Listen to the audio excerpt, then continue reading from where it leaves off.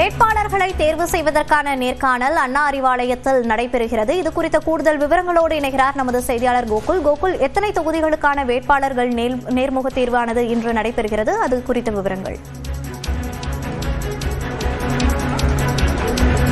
சட்டமன்ற தேர்தலில் திமுகவில் போட்டியிட விருப்ப மனு அளித்தவரிடம் 4வது நாளாக முதலமைச்சர் மு.க. ஸ்டாலின் நேர்காணல் நடத்தி வருகிறார். இன்றைய தினம் ராணிப்பேட்டை, வேலூர், திருப்பத்தூர், திருவண்ணாமலை உள்ளிட்ட மாவட்டங்களுக்கு காலையில் நேர்காணல் நடைபெறுகிறது. மாலையில் தருமபுரி, சேலம், கள்ளக்குறிச்சி உள்ளிட்ட மாவட்டங்களுக்கு நேர்காணல் நடைபெறுகிறது.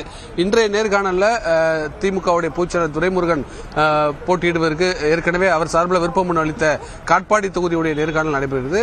துரைமுருகனும் இந்த நேர்காணலில் கலந்து கொள்வார் என்ற தகவல் தெரிவிக்கப்பட்டிருக்கிறது. அதேபோல் அமைச்சர் ஏவா வேலு, துணை சபாநாயகர் பிச்சாண்டி, அதேபோல் அமைச்சர் காந்தி உள்ளிட்ட முக்கிய வேட்பாளர்களும் இன்றைய தினம் இந்த நேர்காணலில் கலந்து கொண்டிருக்கிறார்கள்.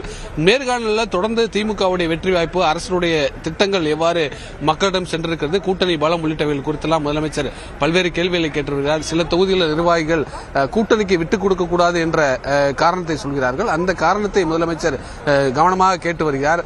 அதேபோல கூட்டணிக்கு கொடுக்கக்கூடிய தொகுதியில் இருக்கக்கூடிய பலங்கள் குறித்தும் முதலமைச்சர் கேட்டறிந்து வருகிறார்.